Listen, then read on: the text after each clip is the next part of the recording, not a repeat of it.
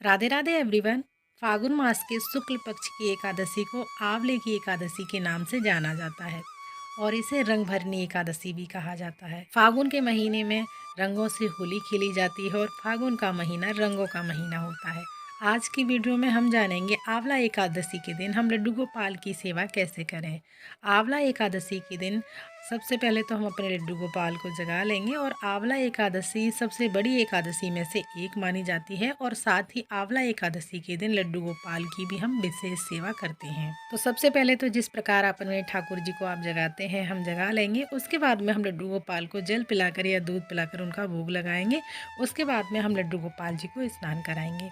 तो आंवला एकादशी के दिन जैसे आंवले का विशेष महत्व होता है तो हम एक बड़े से पात्र में लड्डू गोपाल जी को बिठा लेंगे और आंवला युक्त जल से हमें उस दिन स्नान कराना है। आप चाहें तो कच्चे दूध से भी स्नान करा सकते हैं। तो देखिए मैंने यहाँ पर एक बड़े से पात्र में लड्डू गोपाल को बिठा लिया है, थोड़े से फूल डाल लिए हैं उस पात्र में। उसके बाद हम पहले लड्डू गोपाल जी के साथ, आज जैसे रंगभरनी एकादशी है तो लड्डू गोपाल जी के साथ हम गुलाल से रंगों से होली खेलेंगे। तो सबसे पहले हम लड्डू गोपाल जी के चरणों पर रंग लगाएंगे, उसके बाद गालों पर लगाएंगे और फिर पूरे शरीर पर लड्डू गोपाल को गुलाल लगाकर हम उनके साथ में होली खेलेंगे। तो रंगभरनी एकादशी के दिन आप अपने लड्डू गोपाल जी के साथ में गुलाल की होली, रंगों की होली जरूर खेलिएगा। और ये गुलाल मैंने घर पर ही बनाया है, इसका वीडियो मेरे चैनल पर पड़ा हुआ है। और ये हर्बल गुलाल है, वैसे तो हर्बल गुलाल मार्केट में भी आपको ईजी मिल जाएंगे। इससे हमारे लड्डू गोपाल जी को कोई भी नुकसान नहीं होता है, इनमें कोई भी केमिकल नहीं होता है क्योंकि हमने ये घर पर बनाए हैं। तो इस प्रकार हम लड्डू गोपाल जी के साथ होली खेलने के बाद में हम आंवला युक्त जल से लड्डू गोपाल जी को स्नान कराएंगे। तो थोड़ा थोड़ा जल डालते हुए लड्डू गोपाल जी को स्नान कराएंगे। आंवला युक्त जल का हम एक आंवला ले लेंगे, आंवले को तोड़ करके कूट करके जल में डाल देंगे किसी भी बर्तन में जल भरकर, तो वो आंवला युक्त जल तैयार हो जाएगा। आप चाहें तो इस प्रकार खुद भी स्नान कर सकते हैं क्योंकि आंवला एकादशी के दिन आंवले का सेवन करना, किसी भी रूप में आप आंवले का प्रयोग कर सकते हैं, विशेष फलदायी माना जाता है।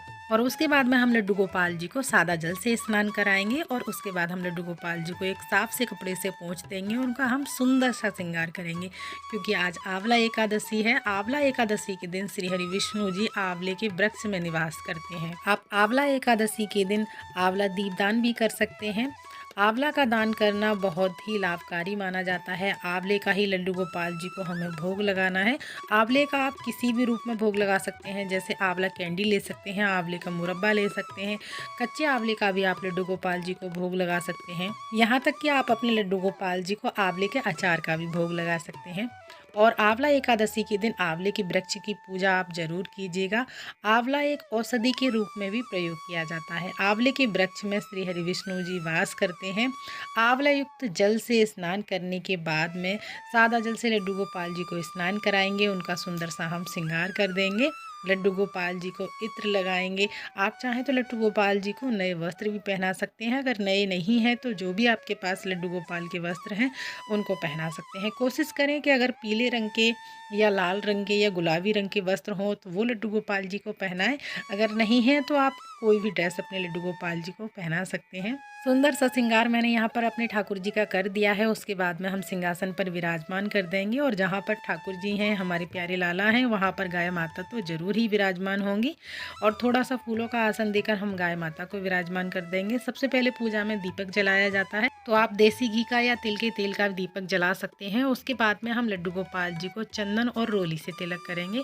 इसी प्रकार से हमें गाय माता को भी तिलक करना है चंदन और रोली से। इसी प्रकार से हमें अग्निदेव का भी पूजन करना है, यानी दीपक का भी पूजन करना है। चंदन तिलक लगाएंगे, फूल समर्पित करेंगे, धूप दीप जलाएंगे। आंवला एकादशी बड़ी एकादशियों में से एक मानी जाती है और अगर सारी एकादशियों का व्रत आप नहीं रख पाते हैं तो जो बड़ी साल में एकादशी आती हैं उनका व्रत आप जरूर कीजिएगा।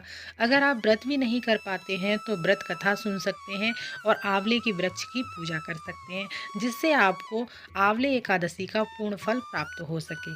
अगर साल की बड़ी बड़ी एकादशियों का अगर आप व्रत करते हैं और पूजा करते हैं तो सभी एकादशियों का फल प्राप्त होता है हमें। अगर आप ना रख पाएँ तो आप पूजा और कथा तो जरूर कीजिएगा। धूप दीप जलाकर हम चंदन तिलक लगाकर लड्डू गोपाल की पूजा सेवा करेंगे, भोग प्रसाद समर्पित करेंगे। तो भोग में आपके पास जो भी यहाँ पर ड्राई फ्रूट्स हैं, फल हैं, उनका भोग लगाएंगे। साथ में आपको आंवले का भोग जरूर से लड्डू गोपाल को समर्पित करना है। आंवला आप किसी भी रूप में लड्डू गोपाल जी को भोग लगा सकते हैं। यहाँ पर जल समर्पित समर्पित करेंगे और भोग में हम यहाँ पर तुलसी दल जरूर रखेंगे।